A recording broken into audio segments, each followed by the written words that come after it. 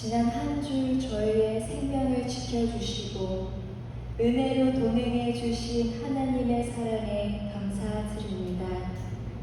오늘 이 시간 속사람인 저희의 영혼이 하나님께 드리는 영적인 예배가 되기를 소망하며 주 하나님을 더 깊이 알기를 소망합니다. 하지만 제약된 이 세상에서 영적인 것보다 여전히 육적인 것에 저희의 마음을 뺏길 때가 많습니다. 주님, 연약한 저희를 도우셔서 저희 안에 성령의 열매가 가득 채워질 수 있기를 기도합니다. 오늘 이 예배 가운데 주님의 임재하심이 저희가 함께하길 바라며 말씀을 듣고 깨달을 수 있는 지혜를 주시기 기도합니다. 찬양 가운데 은혜가 넘치길 기도합니다. 예수 그리스도의 이름으로 기도드립니다. 아멘. 할렐루야. 저희 이 시간 찬양 드리는 시간을 갖겠습니다. 첫 곡은 오직 예수뿐이네 다 같이 찬양하겠습니다.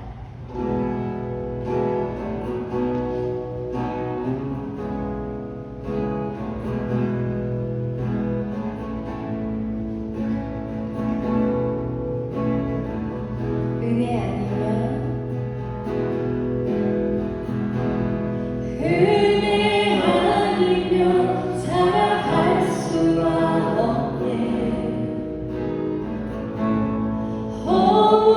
호흡마저도 다 주의 것이니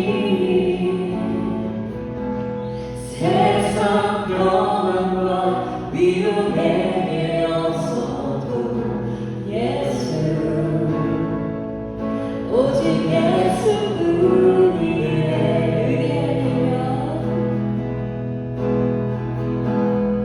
은혜 아니면 살아갈 수가 없네. 호흡마저도 다 주의 것이니 세상 평안과 위로 내게 없어도 예수 오직 예수뿐이네.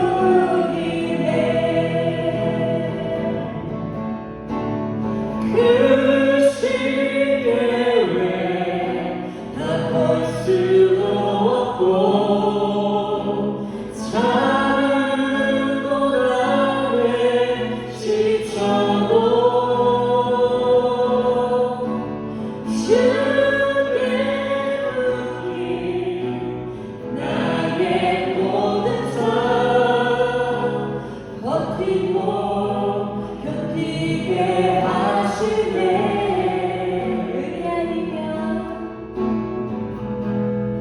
은혜 아니면 살아갈 수가 없네. 나의 모든 것 다 주께 맡기니 참된 평안과 위로 내게 주신 주 예수 오직 예수뿐이네.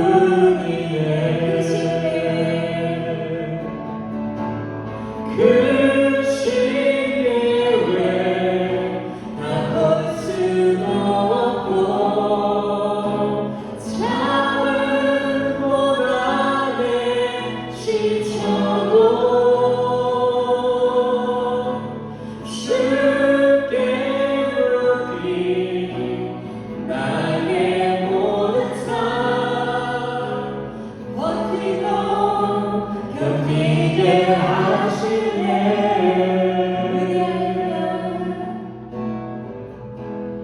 은혜 아니면 살아갈 수가 없네. 나의 모든 것 다 주께 맡기니 참된 평안과 위로 내게 주신 주 예수 오직 예수뿐이네.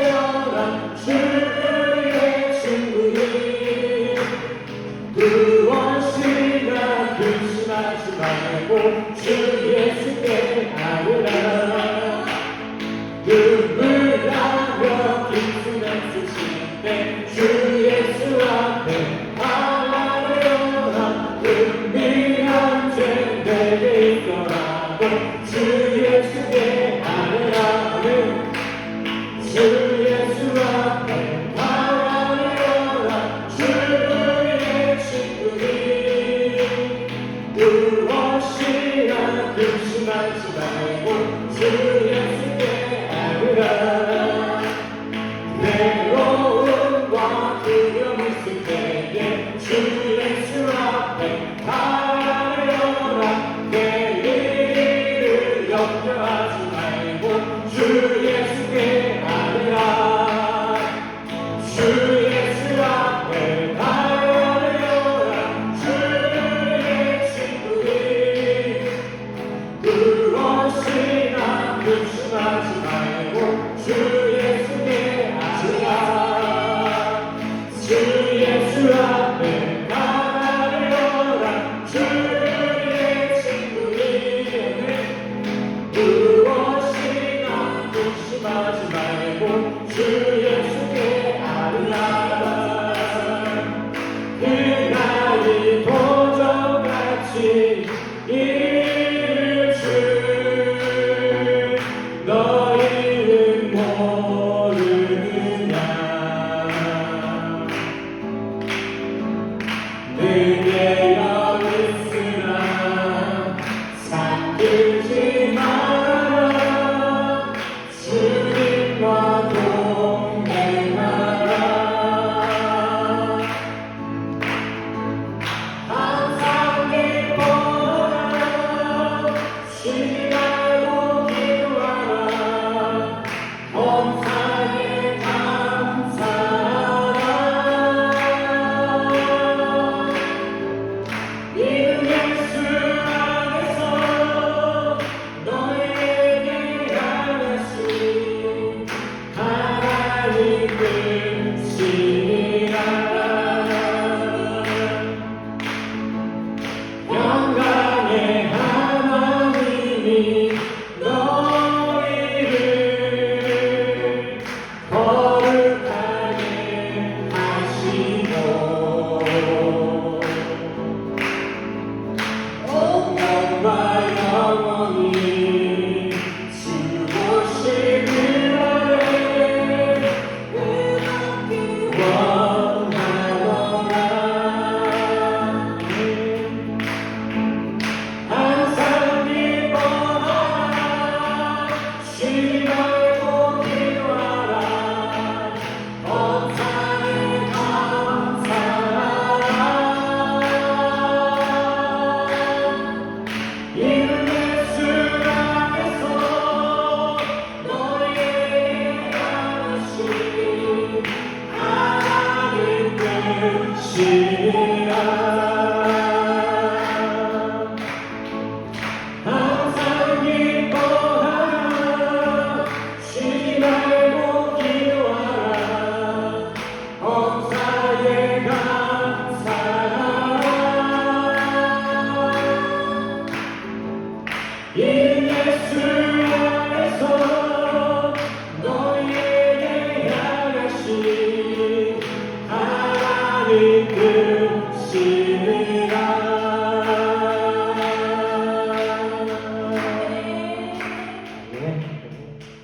바로 이어서 다 같이 주가 일하시네 찬양하겠습니다.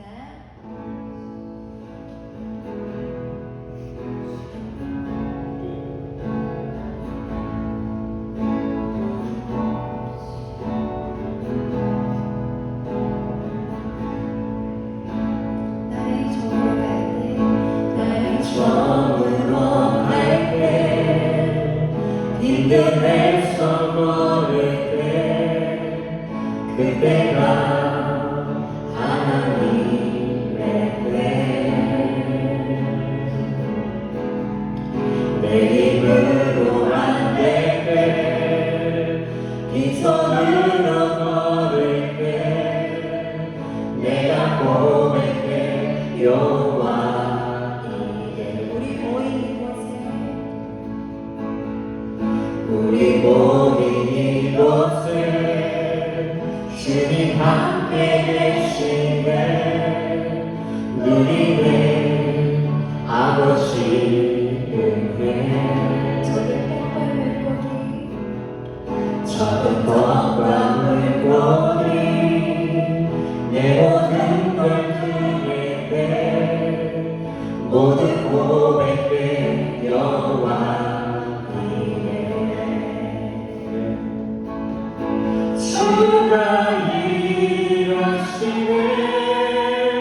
주가 일하시네 주께 아끼지 않는 자에게 주가 일하시네 주가 일하시네 신뢰하며 걷는 자에게 주가 일하시네 주가 일하시네 주께 아끼지 않는 자에게 주가 일하시네 주가 일하시네 신뢰하며 걷는 자에게 주가 일하시네 주가 일하시네 주께 아끼지 않는 자에게 주가 일하시네 주가 일하시네 죄하며 걷는 자에게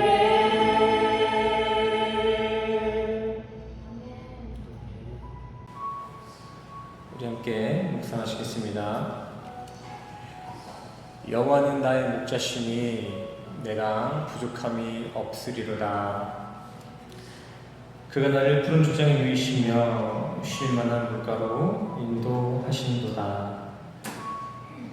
내 영혼을 소생시키시고 자기 이름을 위하여 의에게로 인도하시는도다. 내가 사망의 음침한 골짜기로 다닐지라도 해를 두게 하지 않을 것은 주께서 나와 함께 하십니다. 주의 지팡이와 막대기가 나를 안위하시느니라. 주께서 내 원수의 목전에서 내게 상을 베푸시고 기름으로 내 머리에 바르셨으니 내 잔이 넘치나이다. 나의 평생의 선하심과 인자하심이 정녕 나를 따르니 내가 여호와의 집에 영원히 거하리로다. 아멘. 우리 이 시간 다 같이 일어나셔서 사도신경으로 신앙 고백하시겠습니다. 앞에 남아있는 PPT 참조하셔서 함께 한 구절 한 구절 고백하시겠습니다.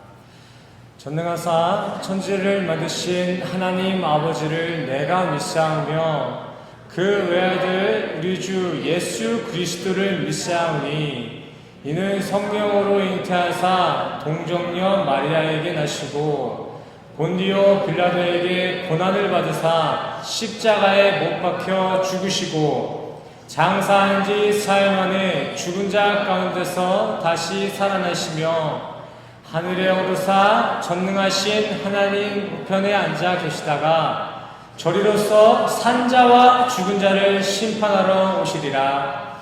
성령을 믿사오며 거룩한 공예와 성도가 서로 교통하는 것과 죄를 사하여 주시는 것과 몸이 다시 사는 것과 영원히 사는 것을 믿사옵나이다. 아멘. 모두 참석해 주세요.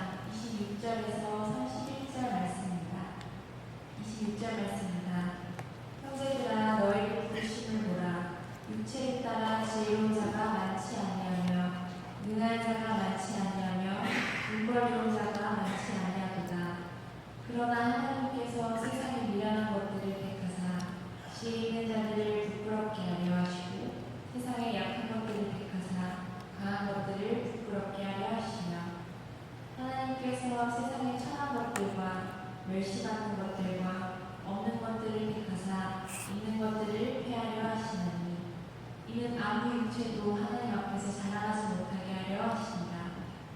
너희는 하나님으로부터 나서 그리스도 예수 안에 있고 예수는 하나님으로부터 나와서 우리에게 지혜와 의로움과 거룩함과 구원함이 되셨으니 기록된 바 자랑하는 자는 주 안에서 자랑하라고 하게 하려 합니다. 아멘. 할렐루야. 오늘도 말씀을 찾아 이 자리에 모이신 우리 성도님들을 주님의 이름으로 환영하고 축복합니다. 우리 옆 사람과 인사하겠습니다. 주님의 이름으로 환영하고 축복합니다. 우리 옆 사람과 인사합시다. 주님의 이름으로 환영하고 축복합니다. 지난 시간 우리는 성도에게만 주어지는 특혜, 자유에 대해서 함께 교제를 나눴습니다. 기억하고 계신가요? 자유. 그렇다면 지난 시간 성경이 말하고 있던 그 자유란 무엇인지 한번 속으로 대답해 보시기 바랍니다. 성경이 말하는 자유는 무엇이었지? 한번 회상해 보시기 바랍니다. 자유란. 성경이 말하는 그 자유란 세상 안에서의 물질이나 관계적인 자유가 아니라 죄라는 풍토병에 걸린 이 땅, 이 자체로부터의 자유, 이 세상으로부터의 구출, 구원이 바로 우리 성도들에게만 주어지는 성경이 말하는 참 자유의 의미였습니다. 우리 성도님들께 묻고 싶습니다. 우리 성도님들 이번 한 주간 주님과 동행하셨나요? 아멘이십니까? 그렇게 주님을 붙잡고 살아가는 그 인생에는 반드시 그 하나님 주시는 참 자유가 우리의 삶에 항상 동행될 줄 믿습니다. 그래서 자유라는 것은, 그 구원의 자유라는 것은요, 하나님의 선물입니다. 어떤 노력으로 사거나 수고해서 구할 수 있는 것이 아니라 주님을 만나게 되면 자동적으로 받게 되는 하나님의 선물. 이런 하나님의 선물, 세상에 매이지 않고 복음만으로도 행복을 누리며 살아가는 그 참 자유가 우리 성도님들께 있기를 간절히 소원합니다. 자, 오늘 본문 보시겠습니다. 오늘 본문의 사도 바울은 왜 하나님은 우리에게까지 그 자유의 구원을 값없이 그저 선물로 주시는지에 대해서 이야기하고 있습니다. 우리 26절부터 29절까지만 다시 한번 읽겠습니다. 교독할게요. 제가 먼저 읽겠습니다. 26절. 형제들아, 너희를 부르심을 보라. 육체를 따라 지혜로운 자가 많지 아니하며 능한 자가 많지 아니하며 문벌 좋은 자가 많지 아니하도다. 27절이요. 못하는 것들을 택하사 지혜로운 자들을 부끄럽게 하시고 세상에 약한 것들을 택하사 강한 것들을 부끄럽게 하시며 28절. 하나님께서 세상에 천한 것들과 멸시받는 것들과 없는 것들을 택하사 있는 것들을 폐하려 하시나니. 29절 같이 읽겠습니다. 시작. 이는 아무 육체도 하나님 앞에서 자랑하지 못하게 하려 하심이라. 아멘. 조금 단어들이 조금 낯선 단어들이 있죠. 이를 현대판으로 의역해보자면 이렇습니다. 네가 살고 있는 그 인생을 한번 객관적으로, 한번 상대적으로 한번 판단해보길 바란다. 너네들 인생 그렇게 멋진 인생은 아니지. 근데 왜 하나님은 세상 잘난 사람들 다 제껴두고 왜 굳이 미천한 우리들을 택했을까? 그건 하나님의 섭리는 세상의 질서와는 전혀 다른 새로운 기준을 가지고 있다는 반증이라는 것이다. 바로 지금 이렇게 얘기하고 있는 것입니다. 세상 지극히 평범한 우리에게까지 복음이 전해지고 천국을 꿈꿀 수 있는 구원의 자유가 주어진다는 것은요, 복음의 값이 싼 것이 아니라 구원의 메커니즘은 오직 하나님의 열심으로만 이루어지고 있다는 것을 증거하고 있는 것입니다. 구약의 이스라엘도 어쩌다가 하나님의 백성으로 택함받았나요? 이스라엘이 어떻게 선민이 되었죠? 제가 자주 인용한 구절이 있잖아요. 어떻게 이스라엘이 선민이 되었을까요? 신명기 7장 7절입니다. 이스라엘이 하나님의 백성으로서 선민이 될 수 있었던 이유는 수요가 가장 적었기 때문입니다. 어떤 나라들보다 이스라엘이 당시에 제일 별 볼 일 없는 나라여서 하나님의 백성으로서, 천국 백성의 모형으로서 친히 택함 받았다는 것입니다. 그렇다면 왜 하나님은 굳이 약한 이들을 골라서 택하셨을까요? 왜?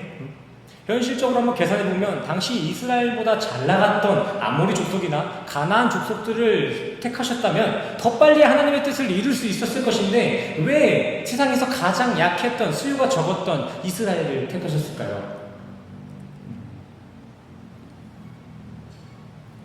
굳이 하나님이 그 수요가 적은 이스라엘을 선택받은 민족으로 세우신 것은 그 약한 이들을 통해서 온전히 하나님의 영광만을 드러내기 위함이었습니다.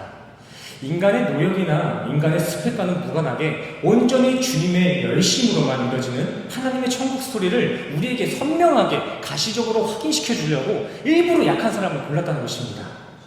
본래 너희의 인생의 그 디폴트 값, 그 기초값이 얼마나 형편없었는지 기억하고 그 형편없음을 내가 어떻게 높여 사용하는지 눈으로 똑똑히 확인하라고 약한 이를 택하셨다는 것입니다. 그래서 하나님의 아들이신 예수님의 12 제자들 또한 잘 나가는 백부장, 천부장, 국무총리가 아니라 전부 다 별 볼 일 없는 어부들이었고 미움받던 세리였습니다. 생각해보세요. 저 12 제자 중에 누구 하나 괜찮은 직업 갖고 있었던 사람 있습니까? 없습니다. 물론 누가는요, 의사라는 직책을 가지고 있었습니다. 하지만 당시 누가가 몸담고 있었던 그 의사는 우리가 생각하고 있던 그 고상한 의사가 아닙니다. 당시에 누가가 가지고 있었던 의사라는 직책은 3D 업종에 해당되는 환대받지 못하는 직업이었습니다. 현대에서 가수란 국가의 재산이라고 할 만큼 대단히 촉망받는 직업이지만 200년 전, 한 300년 전까지만 해도 그 가수들은 실력이 좋고 나쁘고를 떠나서 딴따라 그 이상이 아니었잖아요. 그 가수들을 제가 비하하는 것이 아니라 사회적 구조가 그 가수들, 예술인들을 그렇게 높이 평가하지 않았던 것입니다. 그렇게 예수님 당시에 누가가 가졌던 그 의사는 그렇게 좋은 환대받는 직업이 아니었다는 거예요. 그렇게 초대교회 성도들이나 예수님의 제자들, 이스라엘 선민들과 같이 하나님의 일에 부름받은 이들의 환경은 본래 다들 그렇게 녹록하지 않은 환경이었습니다. 왜요? 왜 그렇게 못난 사람들만 갖다 썼다고요? 하나님만 영광 되심을 기억하라고. 결코 구원은 인간이 이뤄낼 수 없는 영역임을 더욱 선명하게 보여주시려고 세상이 가지고 있는 기준과는 정반대의 사람들만 일부러 갖다 썼다는 것입니다. 한번 생각해 보시길 바랍니다. 예수님이 세리나 어부들이 아니라 당대 잘 나가던 연예인들이나 정치인들을 제자로 삼고 하나님이 원래 잘 살고 있었던 가나안 백성들을 하나님의 백성으로 삼았다면 우리 인간은 분명 하나님의 영광을 기억하지 못하고 그 공을 전부 다 인간의 공으로 세상살이에 돌렸을 것입니다. 내가 열심히 살았으니까, 우리가 원래 잘났으니까 하나님이 택하셨을 것이다 라고 착각했을 것입니다.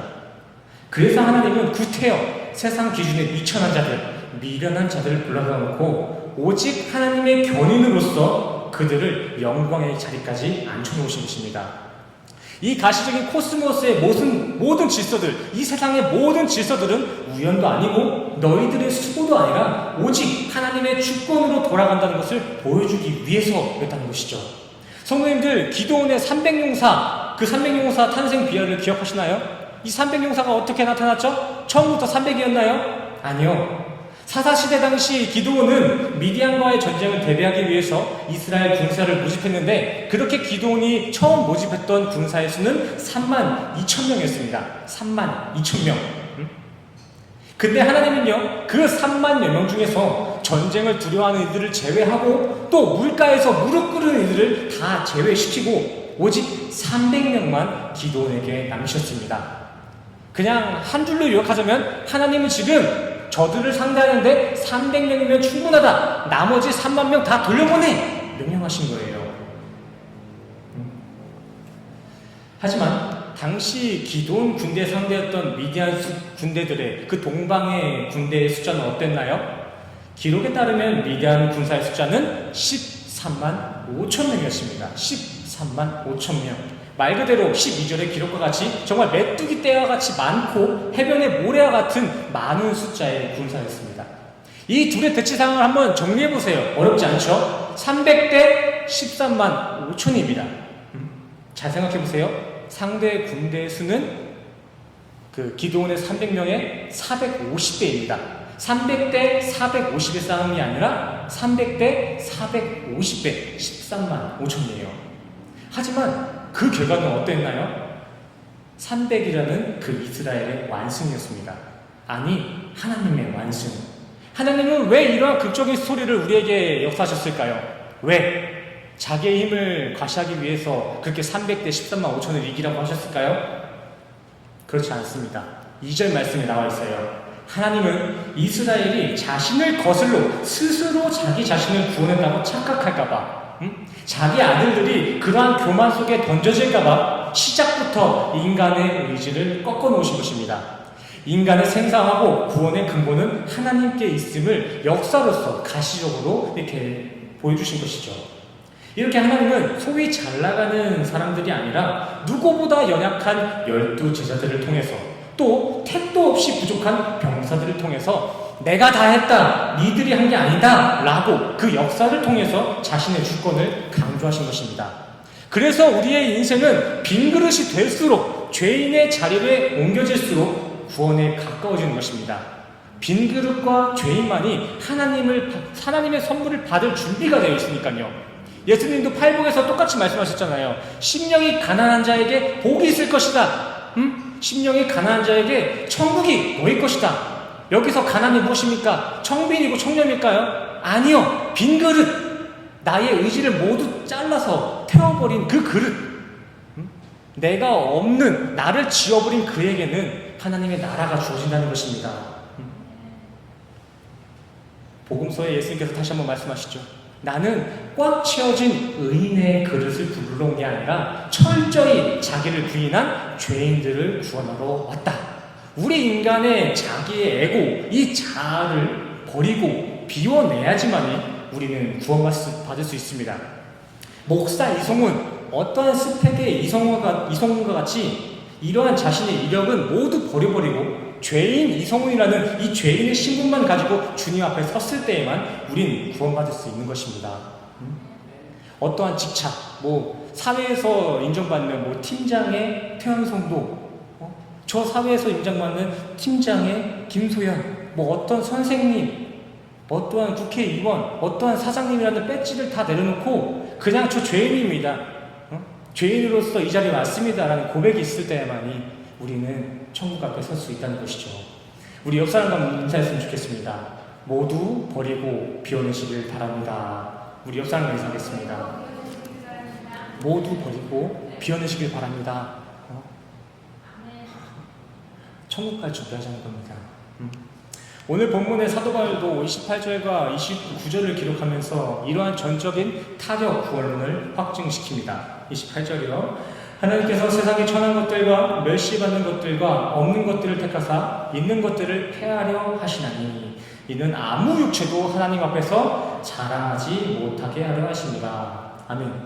그래서 우리 인생 가운데 잘 풀리지 않는 세상 현상에 우리는 너무 기죽을 거 없습니다. 내가 하고 있는 내가 나에게 취해져 있는 지금의 그 사업의 불안정을 통해서, 또는 가정의 불화를 통해, 더 나아가서 교회의 시대적 어려움을 통해서도 선하게 일어나실 분명한 하나님의 섭리가 있기 때문에 우리 성도들은 세상의 현상 앞에 기죽을 거 없습니다.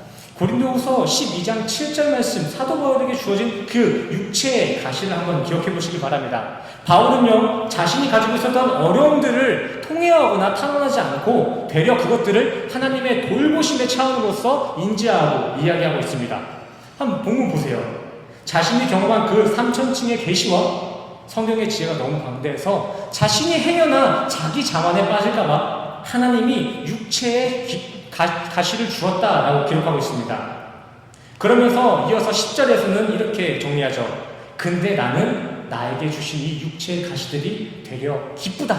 왜냐하면 내가 이렇게 약할수록 주님이 나를 강하게 채워주시니까. 우리 크리스찬들은 이러한 믿음을 가지고 어떤 상황 속에서도 절대 포기하거나 기가 죽어서는 안 됩니다. 설령 나의 의지가 300이고 세상의 기백이 3만과 같다 해 보여도 우리는 그 가운데서도 승리를 이끄실 하나님의 계획을 신뢰해야지 그 세상의 기백에 이렇게 기죽어서는 안 됩니다. 오히려 우리가 처해 있는 그 연약함을 두려워할 게 아니라 자랑해야 할 것은 나의 약함은, 나의 인생이 300용사 때와 같이 더욱더 극적인 하나님의 승리를 그려질 그릇이 될 수도 있기 때문입니다. 우리 크리스찬들이 세상에 드러난 가시적인 이 현상들이 마냥 두려워하고 걱정하고 염려하는 것은 신앙의 어불성설입니다. 신앙의 모순이에요.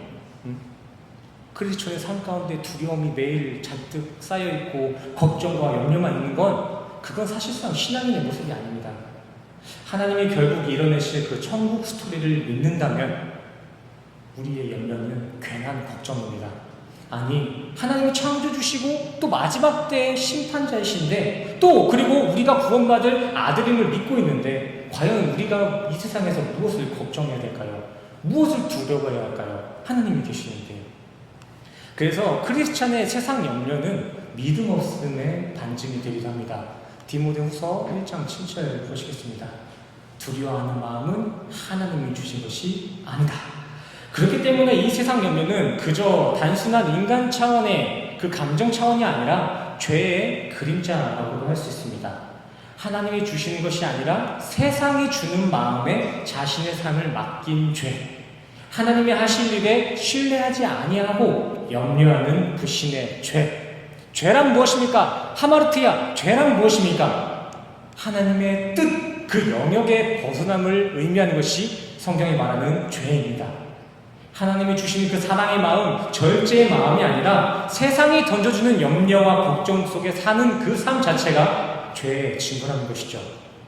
인간으로서 느끼는 어떤 근심의 감정 자체를 부정하는 것이 아니라 그 세상 차원에서만 걱정하고 염려하는 그 모습은, 그 제한되어진 그 감정의 모습들은 크리스천의 모습이 아니라는 것입니다. 우리 인간은 육을 입고 있기 때문에 당연히 감정을 느낄 수 있어요. 하지만 그 감정에만 빠져서 사는 것은 죄 짓는 것과 다를 바가 없다는 것입니다. 우리 성도들은 설령 어려움이 닥친다 해도 우리 성도들은요, 세상이 주는 두려워하는 마음이 아니라 이 어려움 가운데서도 선을 이루실, 결국 좋은 모습을 이뤄내실 주님을 신뢰하며 그 신뢰하는 마음으로 하루하루 기뻐하며 살아야 됩니다. 내 인생이 내가 생각한 대로 그러지 않고 있다 해도 너무 두려워하거나 염려하지 마세요. 로마서 8장 18절, 우리가 하나님의 자녀가 맞다면, 우리가 하나님의 부르심을 입은 자가 맞다면 하나님은 우리의 이 불규칙한 인생 또한 협력시켜서 결국 선을 이뤄내실 줄 믿습니다. 개차반과 같은 인생을 살고 있다 하더라도 너무 걱정하지 마세요. 어쨌든 간에 마지막 그날에는 세상에서 가장 선하게 될 것이 우리의 인생입니다. 이런 신뢰함이 있었으면 좋겠습니다. 이렇게 어떠한 상황 속에서도 주님의 섭리하심을 신뢰하며 기대하는 이것이 우리 성도들의 유일한 능력이요 자랑되어야 할 줄 믿습니다. 자랑한다. 자랑은 어떻게 표출이 되나요? 자랑은 입으로, 이 말로써, 언어로서 이렇게 확인이 되는 거죠. 근데 이 입의 언어는 어떻게 발설이 되나요? 우리의 심령 안에 채워져 있는 것들이 이 머리라는 이성을 지나쳐서 언어의 벽을 넘어 입 밖으로 이렇게 발설되는 거잖아요. 자, 오늘 본문에 보시면 자랑이라는 단어가 나오는데, 카우카마이, 자랑하다라는 단어가 나오는데, 이 단어는 본래에 유코마이, 소원하다, 기도하다, 원하다라는 의미를 가진 단어에서 파생되어진 단어입니다. 이 말은 즉슨 인간은 그냥 막 당장 눈앞에 보이는 걸 자랑하는 것이 아니라 현재 자신이 내면 안에 품고 있는 그 소원을 자랑으로 표출해낸다라는 것입니다. 자신의 인생의 동기가 어디에 맞춰져 있는지는 그의 삶과 말에 드러난다는 거예요. 한번 한 주를 되돌이켜 보시길 바랍니다. 이번 한 주간 나의 말 가운데는 어떠한 언행들이 가장 많이 사용되어 있는지, 나는 어떤 말을 가장 많이 하였는지 한번 돌이켜 보시길 바랍니다. 이 한 주간 나는 주로 어떤 얘기를 많이 했지? 어떤 생각을 많이 했지? 내 삶의 습관적으로 난 언제 돈 버냐, 난 어떻게 돈 벌지 않은 염려의 만들만 반복되었던 사람들은 내 안에 인생의 동기와 목적이 아직은 물질 차원에 이렇게 머물러 있음을 의미합니다. 아직은요. 소망은 있어요. 또한 선악의 기준으로 누구를 정죄하고 자신의 행위를 선으로 자랑하는 말들이 내 삶의 주를 잃었다면 그 인생은 아직 율법 아래, 그 사망 아래 있었음을 의미하는 것입니다. 성경이 말하는 거예요. 제가 기준한 게 아니라. 예수님 시대 당시에도 이런 부류들의 대표적인 예가 있었습니다. 누구죠? 바리새인과 서기관입니다. 물론 이러한 부류들은 대놓고 사람들을 비난하거나 비판하지 않습니다. 근데 이들은 교묘하게 내가 기도를 얼마나 했는지 알아? 내가 성경을 얼마나 읽은 줄 아냐는 등 그 자신이 행한 행위를 자랑하고 그와 동시에 그 기준으로 타인들을 교묘하게 정죄합니다. 누가복음 18장에 잘 나와 있죠. 바리새인은 서서 따로 기도하여 이르되 하나님이여 나는 다른 사람들 곧 토색 불이 간을 하는 자들과 같이 아니하고 이 세대와도 같지 아니함을 감사하나이다. 나는 일에 2번씩 금식하고 또 소득의 11조를 드리나이다. 교묘하게 상대를 정죄합니다. 이들은 그냥 기도하고 헌금을 드리는 게 아니라 꼭 자신의 척도로 다른 사람들을 정죄해요. 이게 바로 율법 아래에서 사망을 기다리는 이들의 대표적인 모습입니다. 허나 우리의 삶 가운데, 자신의 삶 가운데 성경에 근거된 그 사랑이 주변에 전달되어졌고 복음이 전도되고 있었다면 그의 인생의 동기, 그 내면에는 지금 십자가가 박혀 있음을 의미하는 것입니다. 우리 성도님들의 삶의 언어에는 이 십자가의 복음이 주가 되길 바랍니다. 사랑만이 고백되고 우리의 삶 가운데 십자가 복음만이 주를 이룰 수 있는 우리 모두가 되기를 간절히 소원합니다. 물론 단순하게 표면적인 말씀만 자주 전하고 설교를 잘 전달한다고 해서 우리 안에 십자가가 확증된다는 건 아닙니다. 하지만 우리 안에 성령이 가득 채워져 있으면 그 성령의 열심은 우리의 삶 가운데, 우리의 언어 가운데 반드시 사랑의 모습으로 흘러넘친다는 것이죠. 바로 그 성령의 흘러넘침, 성령의 사랑의 흘러넘침이 우리 성도님들 가운데 흘러넘치기를 간절히 소원합니다. 격발되었으면 좋겠어요. 격발. 제가 격발이라는 표현을 자주 하는데 이 격발은 자신이 물리적인 힘을 가해서 만들어내는 그 격발이 아닙니다. 자, 좀 물이 아깝긴 하지만 한번 해보겠습니다. 이 비어있는 컵은 아무리 흔들고 어떤 행위를 해도 절대 이 안에서는 어떠한 내용물도 흐르지 않습니다. 하지만 이 가운데에서 이 물이 점점 차고 넘치다 못해 이 컵을 흐르게 되면은 이 컵은 이 자연스럽게 물을 이렇게 뱉어내게 되어 있습니다. 성령의 열매 맺음과 성령의 삶, 성도의 삶도 이러한 원리와 같은 거예요. 그저 우리가 비어있는 컵을 흔든다고 그게 전부 다 성령의 감동으로 격발되는 것이 아니라 내 안에 성령이 가득 채워짐으로써 그 성령의 흐름이 우리의 삶 가운데 선한 모습으로 격발되어진다는 것이죠. 그래서 우리는 성령의 내주하심과 십자가 복음만을 우리의 자랑이요, 우리 내면의 우선이 되어야 되는 것입니다. 이 비어있는 컵을 흔들어봐야 아무것도 안 나와요. 우리가 먼저 해야 될 것, 우리 내면 안에 가장 먼저 채워넣어야 될 것은 성령의 충만이에요. 성령의 충만. 성령의 열매를 맺혀서 성령의 사람이 되는 것이 아니라 성령이 우리 안에 가득히 있기 때문에 우리의 삶에 성령의 열매가 자연스럽게 맺혀진다는 것이죠. 우리 성도님들 각자의 심령 안에 그 성령이 가득 충만해지길 간절히 소원합니다. 우리 오늘 마지막 구절을 함께 읽도록 하겠습니다. 같이 읽겠습니다. 시작. 기록된 바 자랑하는 자는 주 안에서 자랑함과 같게 하렵니다. 아멘. 오늘 본문이 쓰여진 이유는요, 바로 우리 성도들의 자랑은 오직 주님이심을 증거하기 위함이었습니다.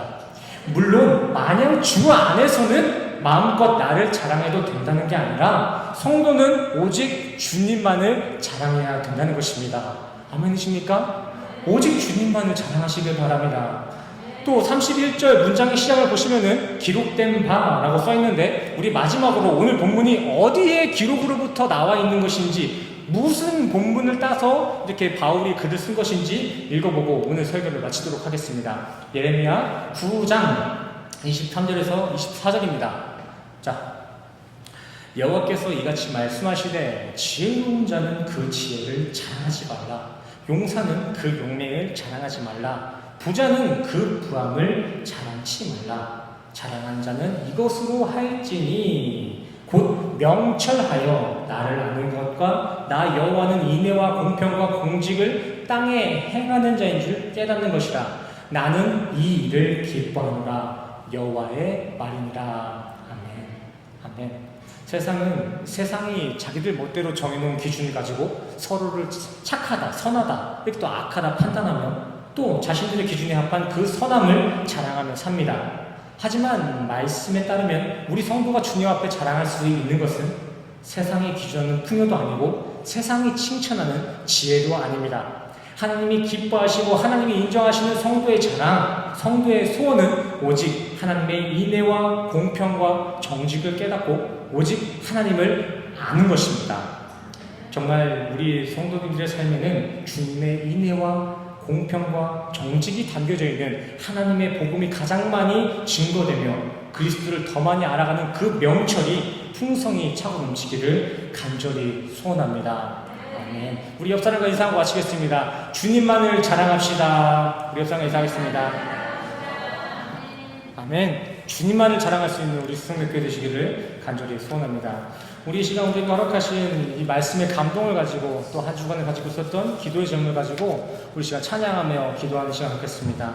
우리 찬양 주가 일하시네 함께 찬양하시고 간절한 마음으로 기도로서 주님 앞에 나아가시겠습니다. 먼저 찬양하시겠습니다. 노래가 아니라 고백이 되었으면 좋겠습니다. 나를 처음으로 갈 때 빈들에서 걸을 때 그때가 하나님의 때 내 힘으로 안 될 때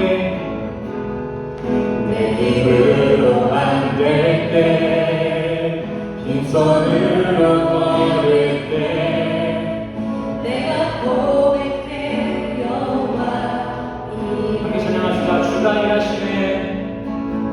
주가 일하시네 주가 일하시네 주께 아끼지 않는 자에게 주가 일하시네. 주가 일하시네 주가 일하시네 신뢰하며 걷는 자 우리 이전 찬양하나요? 우리 모인 이곳에 우리 모인 이곳 주님 함께 하십니다. 아멘. 주님 함께 계시네 아멘. 우리는 그 아버지의 은혜를 누리기 원합니다. 아버지 은혜 아멘. 적은 것과 물고기 내 모든 걸 드릴 때 모두 고백해 여호와 우리 전심을 다해 고백합시다. 주가 일하시네.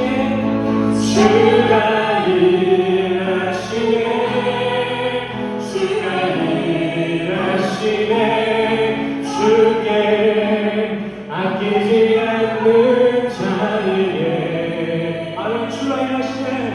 주가 일하시네 주가 일하시네 신뢰하며 우리 믿음을 가지고 다시 한번 찬양합시다. 주님이 일하십니다. 아멘. 주가 일하시네 주가 일하시네 주께 아끼지 않는 자에게 주님이 일하시는 분이십니다. 주가 일하시네 주가 일하시네 신뢰하며 우리 시간 주님 가지고 기도로서 주님 앞에 나아갑시다. 기도하시겠습니다. 주님.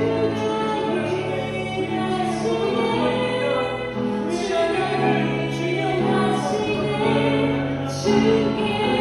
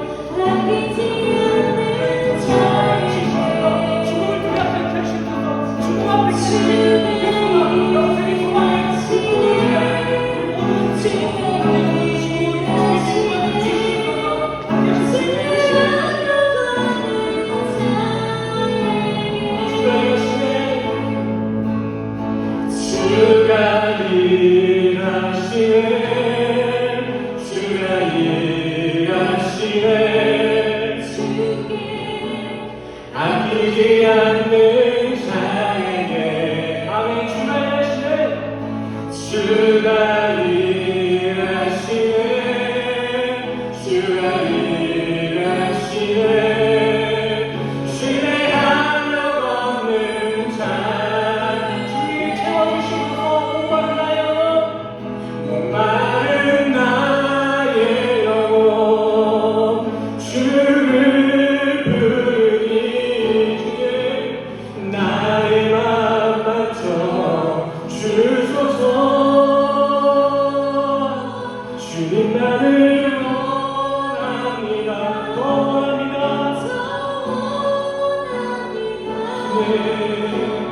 나의 맘 맞춰 주소서.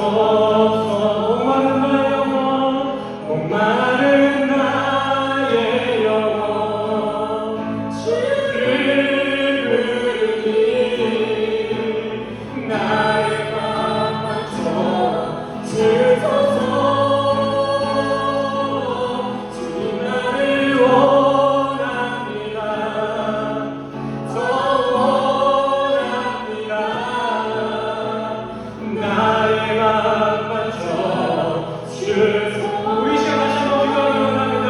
사랑이 사라지고 주님의 정의가 사라지고 주님의 정의가 사라진 땅 가운데 다시 한번 성령의 불이 간절히 기도합니다.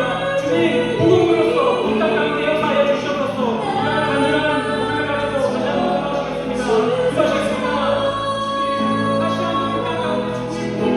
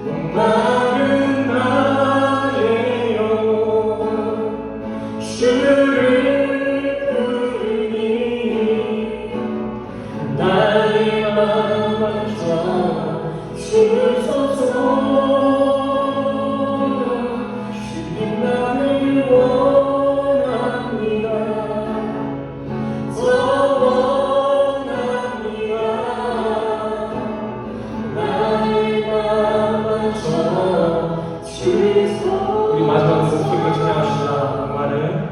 목마른 나의 영혼 주를 부르니 나의 맘 맞춰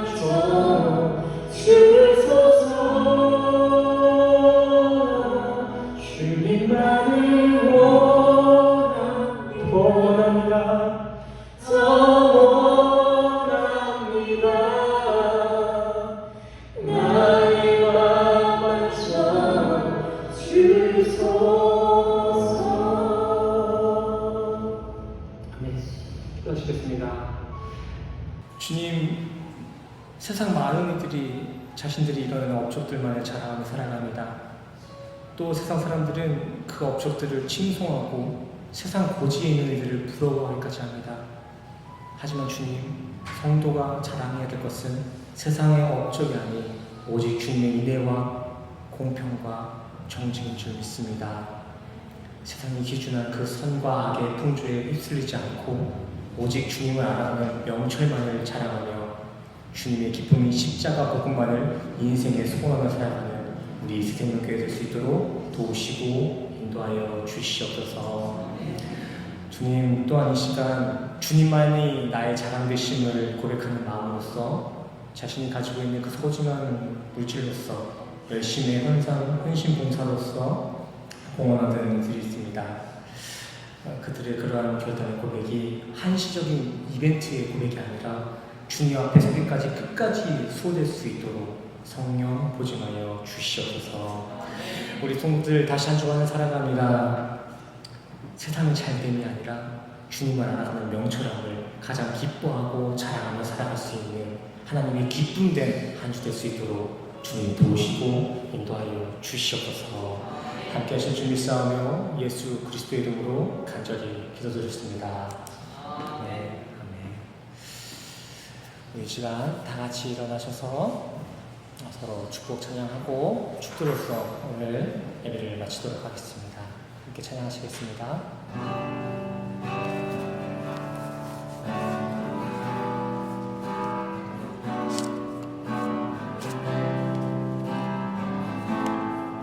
당신은 하나님의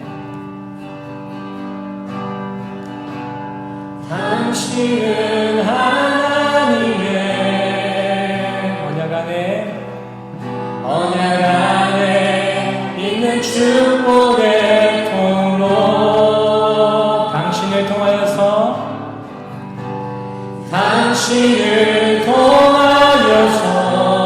열방이 주께 돌아오게 고백한다고 될 줄 믿습니다. 2절로 찬양할까요? 당신은 하나님의 언약 안에 있는 축복의 통로 우리 성도님들의 삶을 통하여서 당신을 통하여서 열방이 주께 예배하게 되리. 아멘. 우리 모두 가슴에 손을 얹고 함께 축도로서 언약의 선포로 나아가시겠습니다. 축도하시겠습니다. 지금은 우리 주 예수 그리스도의 은혜와 십자가로 확증하신 주님의 사랑과 하나님의 영이신 성령님의 교통하심이 지금 이 자리에 모신 모든 성도님들의 머리 위에 지금로부터 영원까지 함께 하시기를 간절히 축원하옵나이다.